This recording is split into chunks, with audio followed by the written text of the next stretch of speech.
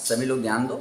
अब ये उत्तल लेंस के संदर्भ में एक चीज़ पे हम लोगों को और बात करनी है, उत्तल लेंस के उपयोग, uses of convex lens. Convex lens का जीवन में कहाँ कहाँ पर उपयोग होता है, ठीक है ना। जो आपको उत्तल लेंस के विषय में पूरी थ्योरी पढ़ाई नहीं पढ़ाई गई, इमेज फार्मेशन बताया गया, तमाम डेफिनेशन बताई गई, उससे रिफ्रैक्शन बताया गया, बहुत सारी चीज़ें बताई मैंने, लेकिन उत्तल लेंस का जीवन में हम कहाँ कहाँ उपयोग देखते हैं, ठीक है ना, ये भी हमें जानना है। जो हम लोगों ने पढ़ा है उत्तल लेंस, इसका जीवन में हमें कहाँ कहाँ उपयोग दिखाई देता है। तो जीवन में उत्तल लेंस के कई उपयोग हैं, हम क्रमशः बात करते हैं कुछ उपयोगों पर। जैसे ध्यान दीजिए, पहला उपयोग होता है, आपने दूरदृष्टि दोष का नाम सुना है, नहीं सुना है? मैं पढ़ाऊंगा, आगे की क्रम में आएगा दूरदृष्टि दोष। कुछ लोगों आँख के अंदर दो नेत्र दोष हो जाते हैं, ठीक है ना, जो आईबाल के साइज या लेंस की फोकल लेंथ से जुड़ी। वैसे तो बहुत सारी बीमारियां होती हैं आँख के अंदर, वो हम लोगों को थोड़े पढ़ना है, उसको आपको पढ़ना होगा तो आप मेडिकल में पढ़िए, आपको पढ़ाई जाएंगी, ठीक है ना। लेकिन नेत्र में जो दो दोष हो जाते हैं, और ये दोनों दोष नेत्र लेंस की फोकस दूरी या उसका जो आईबाल होता है उसके साइज से रिलेट करके हैं। एक होती है दूर दृष्टि दोष, एक होता है निकट दृष्टि दोष। आपने जीवन में देखा होगा, कुछ लोग किताब को लेते हैं तो दूर करते हैं, ऐसे है नहीं, नज़दीक रखकर नहीं पढ़ पाते हैं, ऐसे नहीं पढ़ पाते हैं। आप देखा होगा पेपर ऊपर तुम्हारे दादाजी वगैरह लेते होंगे, पिताजी हैं, अगर दिक्कत है तो कहते हैं नहीं दिखता है पास से, ऐसे दूर लेकर पढ़ते नहीं पढ़ते हैं, थोड़ा ऐसे लेकर पढ़ते हैं। आप कहते हैं कि कैसे पढ़ रहे हैं ना, समझ में आया? तो ये दूर दृष्टि दोष है। क्या है, समझ में ये बात? अगर कोई व्यक्ति अपनी आँखों के सामने 25 सेंटीमीटर से ज़्यादा दूरी पर रखकर चीज़ों को देखता है तो उसके नेत्र में दूरदृष्टि दोष माना जाता है। लॉन्ग साइटेडनेस या हाइपरमेट्रोपिया भी कहते हैं इसे। क्या, हाइपरमेट्रोपिया कहो, लॉन्ग साइटेडनेस कहो, फार साइटेडनेस कहो, दूरदृष्टि दोष कहो, ये सब एक ही बातें हैं।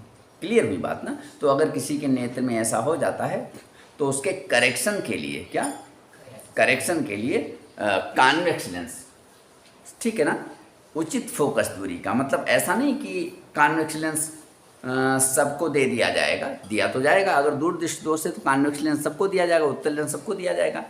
लेकिन अब कोई व्यक्ति इतनी पर रखकर पढ़ता है, कोई इतने पढ़ता है, कोई और ज़्यादा दूरी पर रखकर पढ़ता है, तो सबको अलग अलग पावर का दिया जाएगा। क्या दिया जाएगा? अलग अलग पावर का। वो मैं जब आपको दूर दृष्टि दोष, निकट दृष्टि दोष आगे पढ़ाऊंगा तो उसमें बताऊंगा कैसे।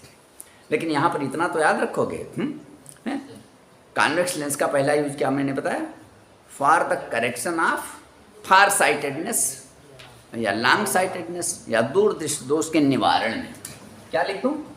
दूर दृष्टि दोष के निवारण में। और दूर दृष्टि दोष क्या है, इस पर हम अलग से चर्चा करेंगे। दूर दृष्टि दोष के निवारण में एक ये हो गया, निवारण में इसका मतलब ये नहीं हुआ कि वो दूर दृष्टि दोष खत्म हो जाएगा। जैसे व्यक्ति चश्मा लगा लेगा तो सामान्य तौर पे जैसे लोग रखकर पढ़ते हैं 25 सेंटीमीटर पे, 20 सेंटीमीटर पे, 21-22 सेंटीमीटर पे, वैसे वो पढ़ लेगा। लेकिन जब चश्मा हटाएगा तो फिर वहीं रखकर पढ़ेगा। क्लियर हुआ ना? ये बात क्लियर हो गई। तो एक यूज आपको समझ में आ गया? नहीं समझे? दूर दृष्टि दोष की चिंता ना करो, मैं आगे पढ़ाऊंगा आपको। अब दूसरा इसका उपयोग कहाँ है? आपने बहुत सारे प्रकाशिक यंत्र देखे होंगे, सुने होंगे। कैमरा से तो सब लोग परिचित हो, कैमरा से परिचित है, नहीं परिचित हैं? ठीक है। फोटोग्राफिक कैमरा, अब तो डिजिटल कैमरे भी आ रहे हैं ना इसमें, तो कैमरा के अंदर भी लेंस लगा हुआ होता है। किसमें? कैमरा में, है, जिससे चीज़ों की इमेज ली जाती है। क्यों? प्रोजेक्टर का नाम सुना है? स्लाइड प्रोजेक्टर होता है, या सिनेमा हॉल वगैरह के अंदर आपने देखा होगा पर्दे पर फिल्म दिखाई जाती है, प्रोजेक्टर वहाँ पर लगा हुआ होता है, उसमें भी उत्तल लेंस का उपयोग होता है, प्रोजेक्टर। क्लियर? आप अगर बायोलॉजी के लैब में गए होंगे तो वहाँ पर आपको सूक्ष्मदर्शी वगैरह दिखाई रहती हैं। बायोलॉजी के लैब में बगैर सूक्ष्मदर्शी के काम कैसे होगा? सूक्ष्मदर्शी होती है, नहीं होती? सरल सूक्ष्मदर्शी होता है, संयुक्त सूक्ष्मदर्शी होता है। तो उसमें भी सूक्ष्मदर्शी के निर्माण में मेन रोल लेंस का होता है, वो भी उत्तल लेंस का। सूक्ष्मदर्शी में। दूरदर्शी आपको पता होगा, एक यंत्र आता है जिससे हम आकाशीय पिंडों को देखते हैं, तारों को देखते हैं, ग्रहों को देखते हैं। क्यों देखा होगा ऐसे? क्यों लगाते नहीं लगाते हैं? उसको दूरदर्शी कहते हैं। क्या कहते हैं? दूरदर्शी। तो आदि के निर्माण में, आदि के निर्माण में, चलो इतने याद रखो, ठीक है ना। ये प्रकाशिक यंत्र हैं, कैमरा, प्रोजेक्टर, सूक्ष्मदर्शी, दूरदर्शी आदि के निर्माण में भी उत्तल लेंस का उपयोग किया जाता है। बात क्लियर है? हमारी जो आँख है, क्या है? आँख, जिससे हम लोग देखते हैं, इसमें भी नेत्र लेंस होता है। क्या होता है? नेत्र लेंस। आँख में भी नेत्र लेंस है, वो भी कॉन्वेक्स टाइप का होता है। क्या होता है? कॉन्वेक्स टाइप का, यानी उत्तल लेंस होता है वो। उस पर हम जब नेत्र वाला पार्ट पढ़ाएंगे तो उसमें मैं बताऊंगा। वो ऐसा होता है, एक तरफ का उसका कर्वेचर अलग होता है, दूसरी तरफ का कर्वेचर अलग होता है। यहाँ पर आप लोग को मैंने कोर्स में क्या पढ़ाया है? ऐसे लेंस पढ़ाएं जिसमें दोनों तरफ का कर्वेचर बराबर है नहीं? इधर की फोकस दूरी, इधर की फोकस दूरी बराबर है। बताया था नहीं? हैं? बताया था नहीं? लेकिन नेत्र के अंदर भी उत्तल लेंस होता है, लेकिन उसका कर्वेचर बाहर की ओर और भीतर की तरफ वो अलग अलग होता है। वो अलग बात है, जब लेंस पढ़ाऊंगा नेत्र तो उसमें पढ़ाऊंगा। क्लियर हुआ ना? आगे और आइए। और कहाँ पर जो पामिस्ट लोग होते हैं, क्या, या वॉच रिपेयर जहाँ पर आप कराते हो, वॉच रिपेयर जो होते नहीं होते हैं, बोलो, है ना? देखा है? जो घड़ी वगैरह बनाते हैं, आँख में लगा लेते हैं। कैसे लगा लेते? नहीं, दबा लेते हैं, नहीं इसलिए क्योंकि घड़ी वगैरह के पुर्जे बहुत छोटे छोटे होते हैं। कैसे होते हैं? बहुत छोटे होते हैं, उनको दिखेंगे ही नहीं। कि दिखेंगे? नहीं दिख रहे हैं, मान लो। अगर दिख रहा है तब तो ऐसे रिपेयर कर लेगा, नहीं दिख रहा है तो आपने देखा आँख में लगा लेता है, फिर आपकी घड़ी को खोल के वो रिपेयर करता है। ऐसा होता है? सबने देखा है। जो भी अवसर मिला होगा रिपेयर कराने का, तो वो जो लेंस लगाता है ना, घड़ी साज कहते हैं उसको। क्यों घड़ी साज कहते हैं ना?